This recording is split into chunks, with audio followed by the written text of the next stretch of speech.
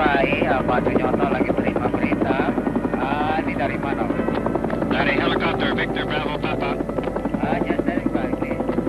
Irian Jaya yang terletak sebelah utara Australia dipisahkan oleh Laut Arafura adalah provinsi Indonesia yang paling sedikit penduduknya. Alamnya keras dan kejam, terdiri dari payau pantai yang meninggi menjadi puncak gunung 4.800 meter tingginya. Pada tahun 1967, Freeport Indonesia datang kemari menambang biji tembaga di tengah-tengah pegunungan Jayawijaya. Pegunungan ini yang terletak hanya 4 derajat selatan Khatulistiwa sejak berabad-abad lamanya ditimbuni salju. Lama-kelamaan salju membeku, membentuk lapangan es gletser. Es ini sama tuanya seperti adat istiadat suku Amungme dan Damal.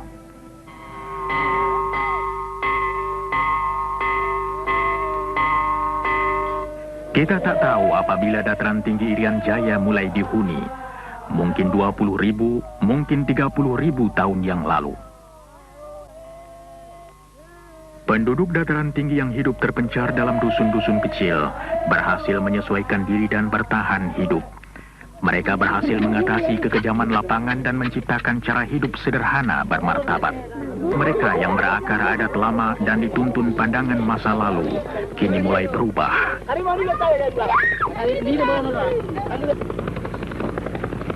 Beberapa penduduk desa mulai sadar akan adanya dunia yang lebih luas. Pada tahun 1981, Gunung Biji Timur mulai menghasilkan biji tembaga yang berkadar tinggi. Pertambangan bawah tanah yang baru melanjutkan rencana eksplorasi dan pengembangan sumber mineral yang dimulai tahun 1967. Penjelajahan pertama Freeport dalam wilayah ini terjadi tatkala Forbes Wilson memimpin sebuah ekspedisi ke pegunungan Jayawijaya. Tujuannya mencari sebuah gunung tembaga, Erzberg, yang ditemui seorang ahli geologi Belanda, Jan Zakdozi, pada tahun 1936. Berdasarkan persetujuan pemerintah Indonesia, Freeport diizinkan mengadakan pengeboran percobaan. Endapan biji diperkirakan 33 juta ton. Freeport memutuskan melaksanakan pengelolaan proyek raksasa ini. Direncanakan untuk membangun 6 wilayah kerja, pelabuhan untuk pengampalan biji, daerah persiapan 18 km di hulu sungai, lapangan terbang 43 km dari pantai, sebuah kota 109 km dari pantai, tempat pengelolaan biji 118 km dari pantai dan tambang 1,5 km ke dalam lagi pada ketinggian 3.600 meter. Untuk menghubungi semua tempat, dibangun sebuah jalan yang 99 km panjangnya, melalui hutan di tanah datar sampai ke daerah puncak gunung. Bagian terakhir dari tempat pengolahan ke tambang berupa kereta gantung. Perencanaan, pembelian bahan dan pembangunan dapat dimulai pada awal 1970. Kemah 1 menjadi tempat bermulanya proyek. Sebelum dapat dibangun basis yang tetap di pedalaman, peralatan dan bahan untuk pegunungan diberangkatkan dari Kemah 1.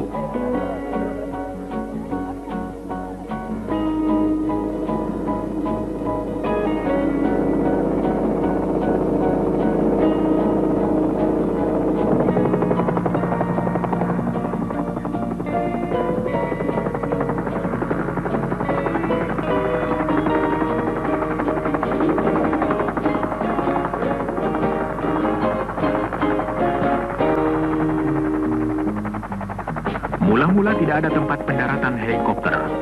Pekerja diturunkan ke tengah-tengah hutan untuk mempersiapkan landasan helikopter.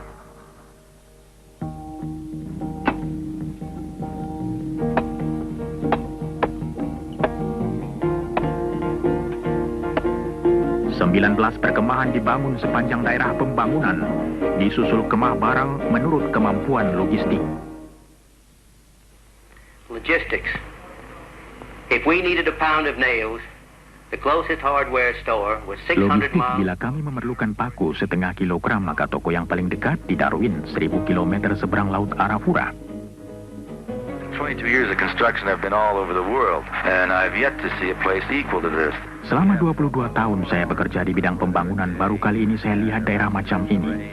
Tiap hari hanya 4 jam cuaca baik. Selebihnya hujan, hujan es atau kabut. Usaha kami yang terpenting ialah agar semua tempat mudah dicapai. Seperti itu jembatan gantung yang kami bangun melintasi tebing. Sebelumnya 45 menit untuk sampai. Sekarang cukup jalan kaki 10 menit ke tempat tinggal. Beban paling berat yang dapat diangkut helikopter ialah 800 kg. Dan tim helikopter sangat berjasa dalam usaha membawa barang-barang untuk kami. Inilah satu-satunya cara untuk dapat memulai begitu cepat.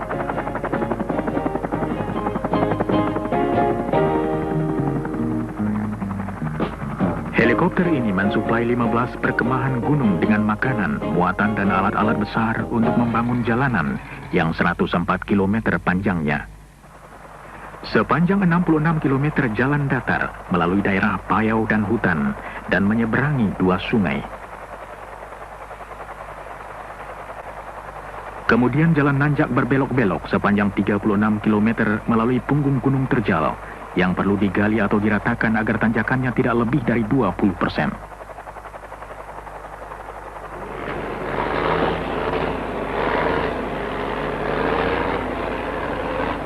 Di tempat-tempat yang terlalu sulit dilampaui terpaksa dibuat terowongan.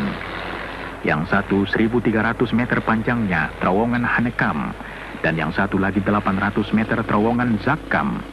Konstruksi kedua terowongan seluruhnya ditunjang helikopter.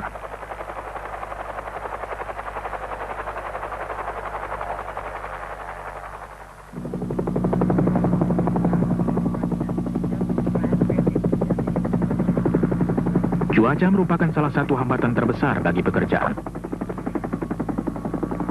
Awan tebal sering datang dengan cepat dari Laut Arafura.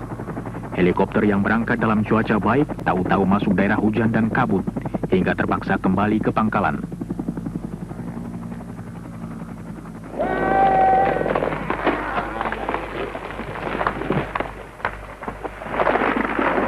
Untuk kayu, pekerja-pekerja cukup mengambilnya dari hutan sekitarnya.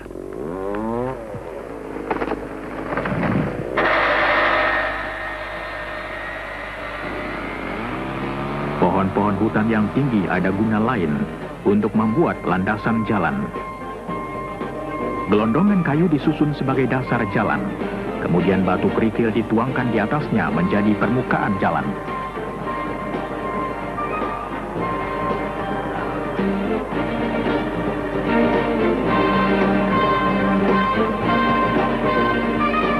Waktu jalan siap, pengangkutan beralih dari helikopter ke truk.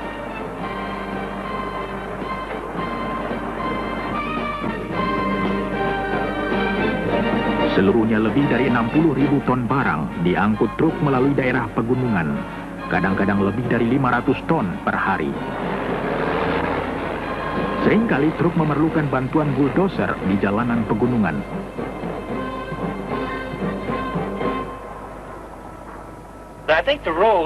Hemat saya, jalanan itu paling merusak bagi peralatan kami.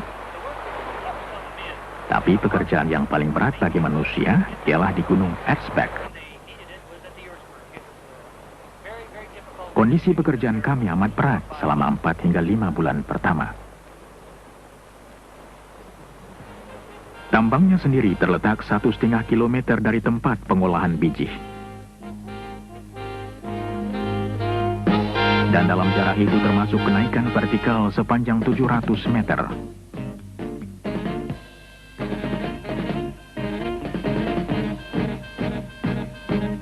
Mula-mula kedua tempat dihubungkan dengan kawat yang mengangkut pekerja dan barang-barang ringan.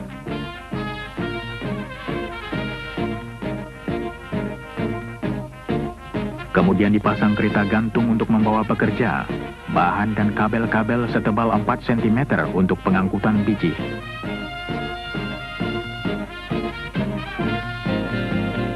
Sistem ini merupakan salah satu rentangan kabel tanpa penyangga terpanjang di seluruh dunia.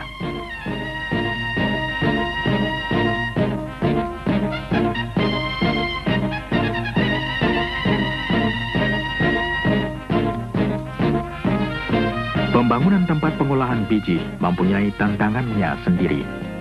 Dari cuaca buruk dalam alam keras sampai batas waktu dan masalah logistik.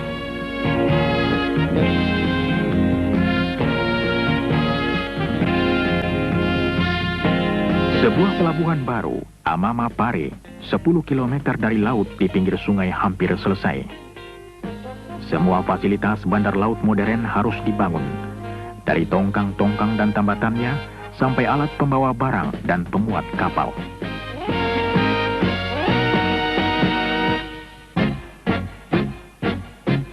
Pipa yang panjangnya 115 km, dengan garis tengah 10 cm, dipasang dari tempat pengolahan biji ke pelabuhan untuk mengangkut cairan tembaga.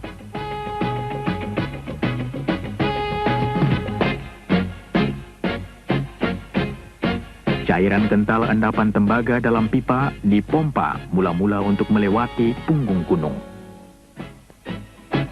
Kemudian daya berat membawa cairan ini ke bawah sepanjang 74 km ke pelabuhan.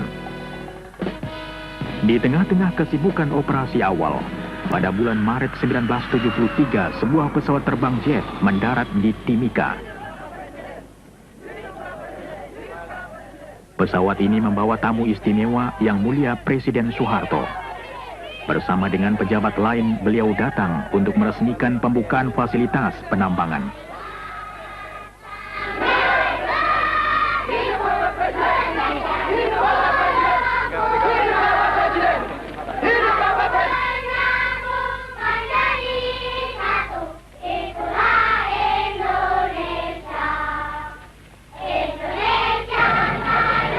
Dalam suatu upacara resmi, Presiden Soeharto mengatakan bahwa usaha ini merupakan pelopor penanaman modal asing di Indonesia.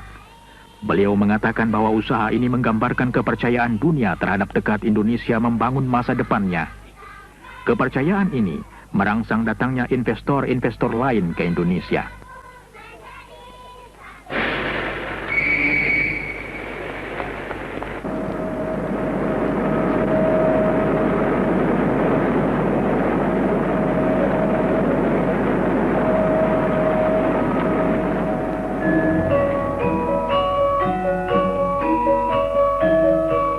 Dalam suatu upacara lain, Presiden Soeharto mendapat hadiah dan beliau membuka selubung batu kenangan kota Tembagapura.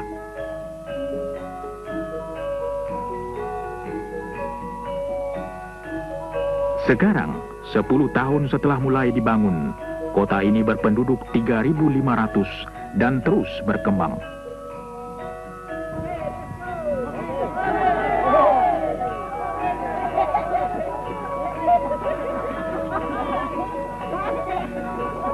Tembagapura memiliki semua fasilitas kehidupan modern, masjid dan gereja, jawatan pemadam kebakaran, toko, tempat makan, pabrik roti dan kantor perjalanan.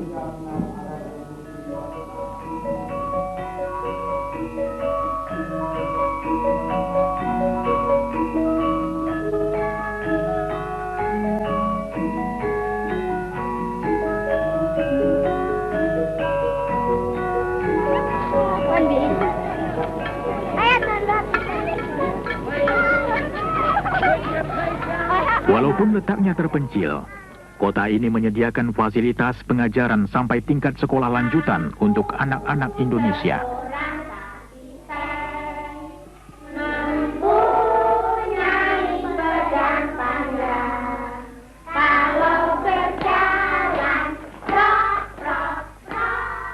Klinik bayi dan jasa kesehatan lain disediakan untuk pegawai dan keluarga mereka. Gimana anaknya? Baik. Ini kenapa ya?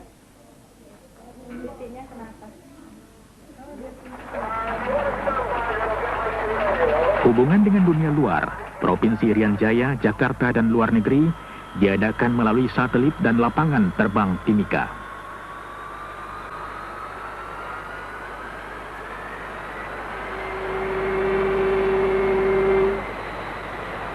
Segala sesuatu harus diimpor, diturunkan dari kapal, dan dibawa dengan tongkang ke PET 11 untuk kemudian diangkut ke daerah pegunungan.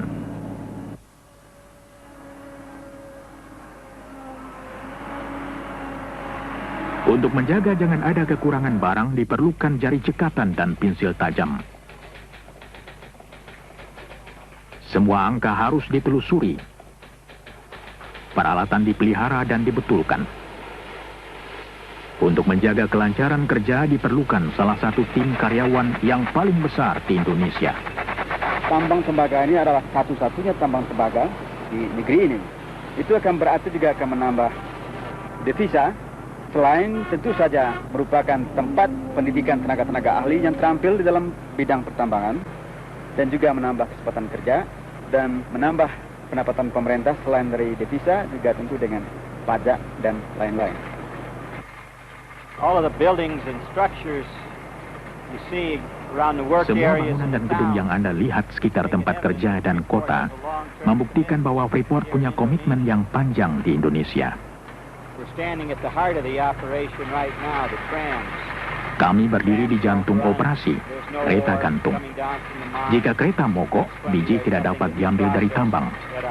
Akibatnya tidak ada pekerjaan di tempat pengolahan. Jadi inilah kunci operasi kami. Berhasilnya proyek kami tergantung pada kelancaran bekerjanya kereta gantung.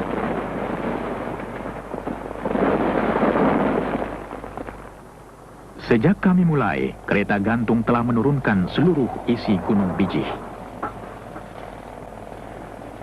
Kita mengusahakan tambang tembaga di Gunung Bijih. Dulu pertama kali kita namakan iceberg. Kita telah memproduksi biji tembaga sebanyak kurang lebih 19 million ton. Sementara itu, tim eksplorasi melanjutkan pencarian biji baru. Usaha mereka berhasil, sumber baru ditemui 1 kilometer sebelah timur dari tempat semula, disebut Gunung Bijih Timur.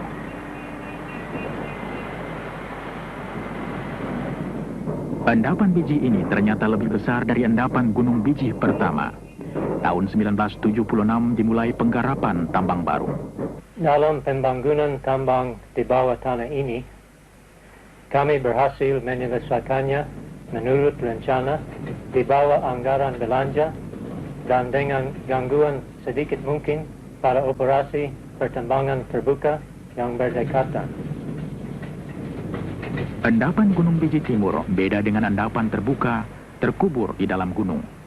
Tempat ini adalah tambang tembaga bawah tanah pertama di Indonesia. Mula-mula tidak ada cukup pekerja terampil untuk pertambangan bawah tanah. Tenaga dari luar harus didatangkan.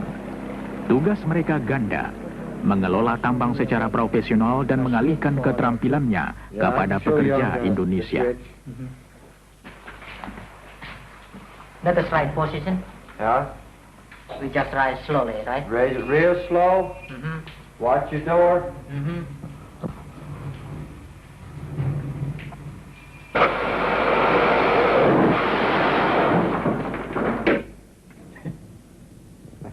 Silakan pakai itu. Bagaimana bedanya?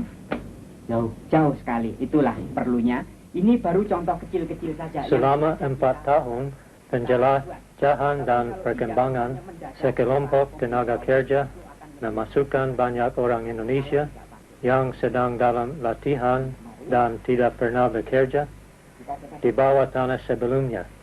Menurut hemat saya, adalah prestasi yang luar biasa untuk mempunyai rekor keselamatan kerja yang lebih baik atau semutu dengan tambang besar yang mana saja di dunia.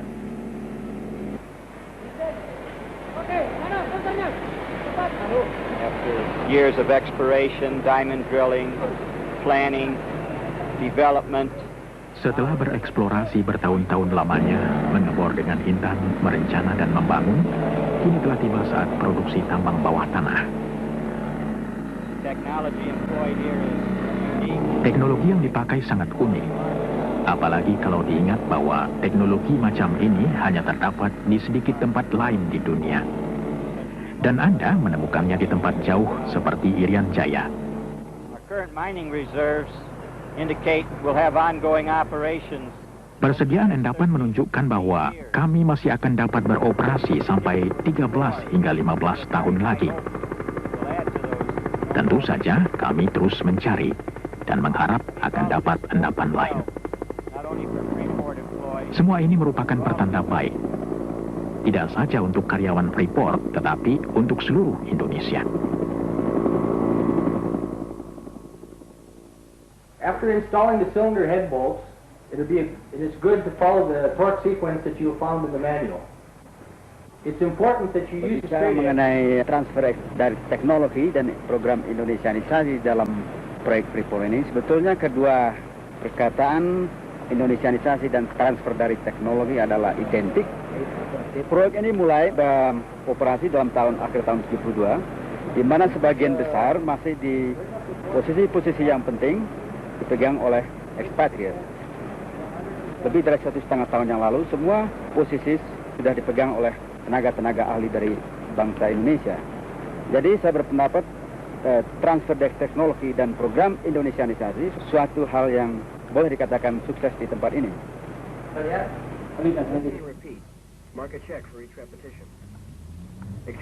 Pengalihan keterampilan dicapai dengan latihan sambil kerja dan dalam bengkel-bengkel kerja. Split motor terdiri dari rotor, kemudian motor ini adalah di start dari dalam tank, diisap oleh pompa. Sudah lebih dari 1.200 orang Indonesia mengikuti pelbagai penataran. Langsung dioperate ke kontrol.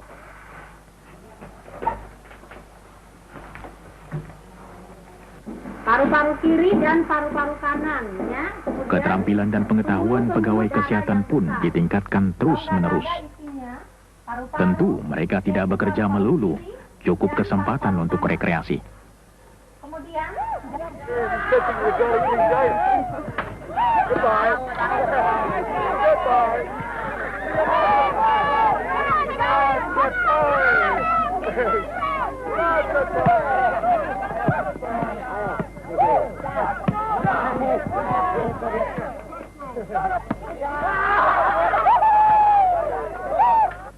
Oh, what a hit! All right! Easy! Oh, second ball!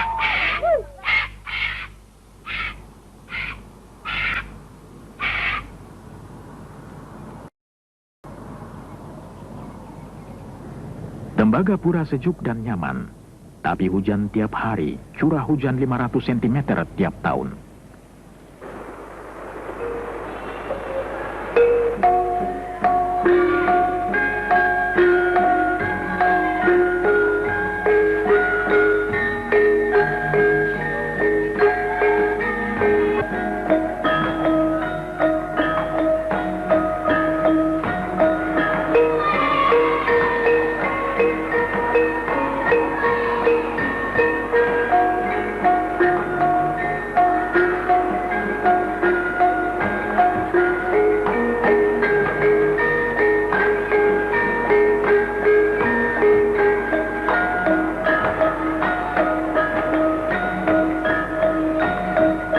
Namun semangat tak luntur dan pekerjaan proyek jalan terus.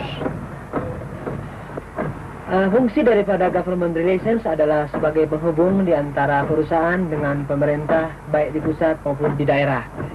Untuk ini kami bekerja sama dengan pemerintah daerah di Fakfak dan Jayapura, serta juga dengan Kementerian Riset dan Teknologi di Jakarta, untuk membuka daerah pertanian yang baru, daerah resettlement yang baru di daerah pantai, di daerah dataran rendah, memberikan pelayanan kesehatan, pendidikan, dan juga bantuan penyuluhan pertanian. Sejak hadirnya Freeport di daerah ini, Freeport telah berusaha untuk meningkatkan sosioekonomik standar dari penduduk setempat di sini, yaitu melalui program pendidikan, program kesehatan, dan ada kesempatan bekerja bagi penduduk asli di sini.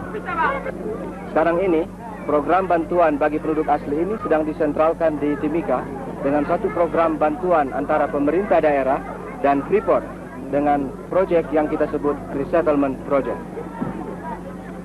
Di belakang ini kita bisa melihat ada toko berjalan atau mobile store. Freeport menjual setiap minggu kepada penduduk setempat ini bahan-bahan pokok yaitu beras, minyak goreng, sabun dan lain sebagainya untuk keperluan penduduk setempat di sini.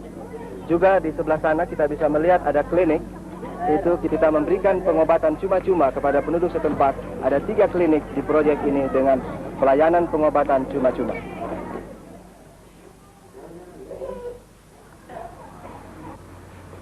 Para perawat dari Rumah Sakit Tembagapura mengunjungi klinik-klinik beberapa kali seminggu untuk mengobati penduduk asli. Wanita dengan anak kecil dianjurkan untuk mengikuti kelas khusus untuk perawatan bayi. Suku Damal dan Amungme yang paling banyak berhubungan dengan proyek.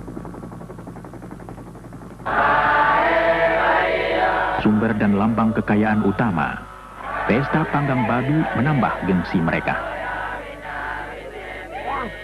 Perusahaan membagi-bagi benih pangan baru pada mereka dan mengajar cara bertani yang lebih produktif.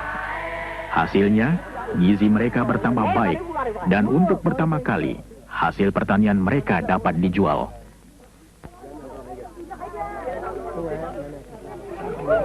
Dengan masuknya proyek ini ke daerah ini, tentu akan menimbulkan sedikit tegangan karena kita membawa teknologi zaman luar angkasa ke daerah yang terbelakang. Sekarang juga dengan bekerja sama dengan pemerintah, kita lagi mengusahakan apa yang kita namakan proyek resettlement, yang merupakan suatu proyek yang besar yang berhubungan dengan adanya proyek ini di tempat ini.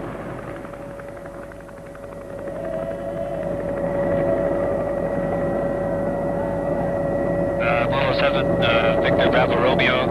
We're overhead 74 now, making approach to the Earthsburg. Persediaan biji dalam Gunung Bijih Timur diperkirakan dapat bertahan sampai 15 tahun. Untuk mengelola tambang tersebut diperlukan sistem penggalian yang rumit yang disebut block caving.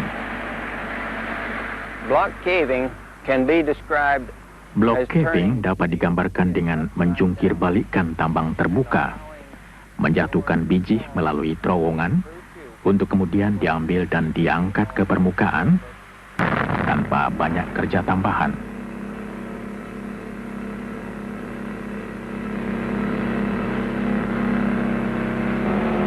Pekerjaan ini dilakukan sepotong-sepotong.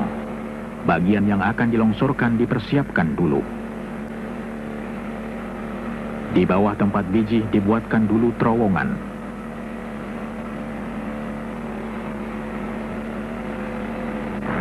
Kemudian bagian-bagian yang mengandung biji diledakkan.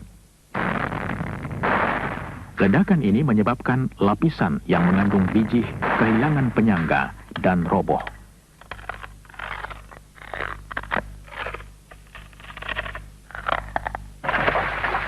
Jatuhnya di terowongan-terowongan yang sudah dipersiapkan.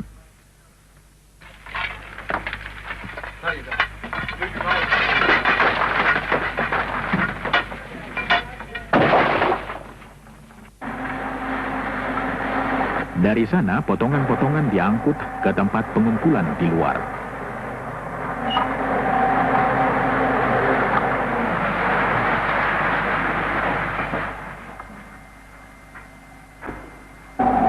Potongan yang jatuh menyebabkan bagian lain kehilangan penyangga dan terjatuh juga ke dalam terowongan.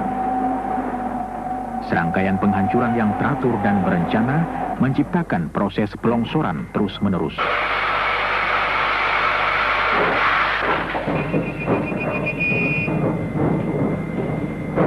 Kereta api listrik mengangkut biji ke tempat pengolahan.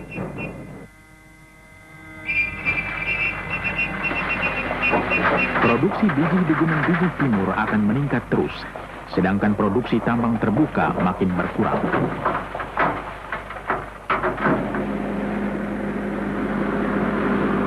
biji kasar dari kedua tambang dibawa ke tempat penghancuran yang sama.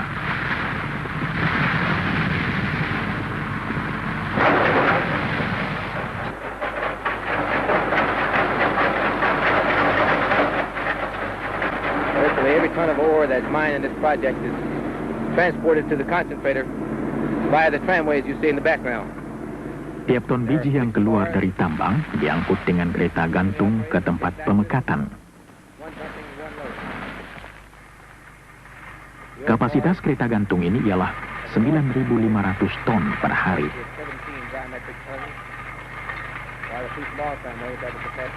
6 kereta bergerak terus-menerus, 1 diantaranya menuang, 1 diisi.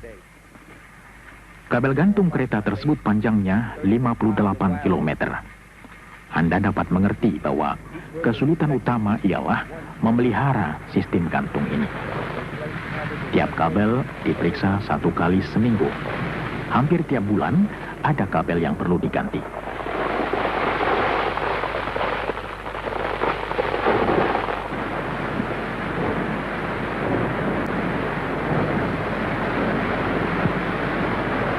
Biji dihancurkan lagi di tempat pengolahan. Kemudian ditambah air menjadi semacam cairan terdiri dari biji halus. Cairan ini kemudian diaduk keras menyebabkan munculnya buih mengandung biji.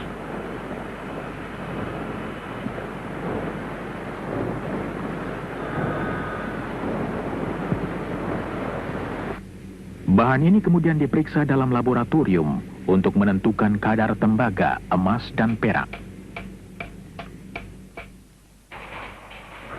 96% dari tembaga yang semula terkandung dalam biji dapat dipakai. Hasil yang paling tinggi di seluruh dunia.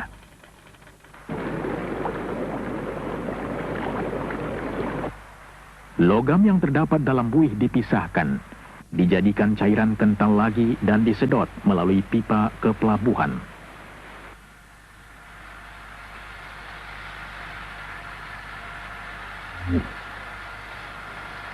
Di sana cairan dikeringkan dan konsentrat siap untuk diekspor.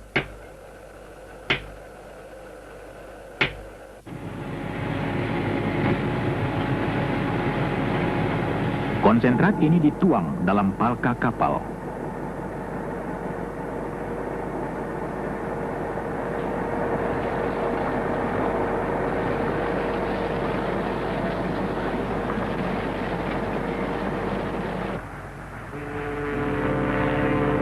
Karena muara sungai Tipuka dangkal, maka kapal hanya diisi sebagian. Kemudian bergerak ke tempat tambatan di lepas pantai.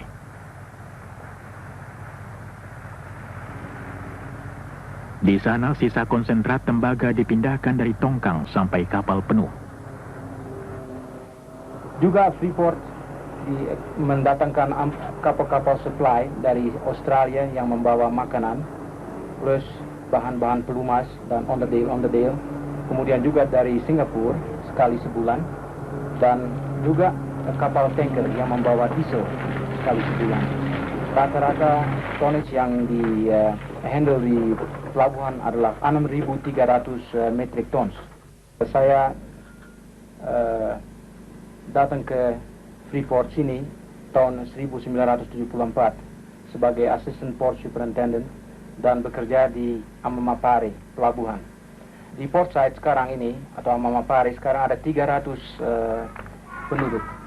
Di situ juga terdapat masjid, gereja, dan juga sekolah dengan 40 anak murid. Di samping itu juga ada taman kanak-kanak.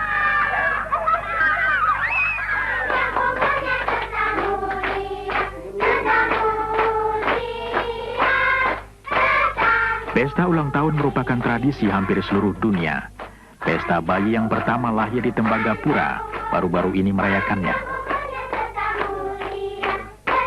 Sesuai dengan salah satu tradisi Indonesia, merantau, banyak lelaki meninggalkan kampung halamannya mencari petualangan di tanah yang jauh. Mereka datang untuk bekerja di proyek tembaga. Tetapi bukan hanya ini usaha mereka. Mereka membawa adat mereka, membangun masyarakat baru, dan memberikan warna baru, hidup dan vitalitas pada tanah jauh ini. Daerah ini betul-betul merupakan suatu daerah Indonesia mini, karena di daerah ini bekerja orang-orang Indonesia mulai dari Sabang sampai Merauke, dari ujung utara Sumatera sampai selatan daripada Irian Barat. Dan semuanya adalah bekerja sama untuk suksesnya proyek ini.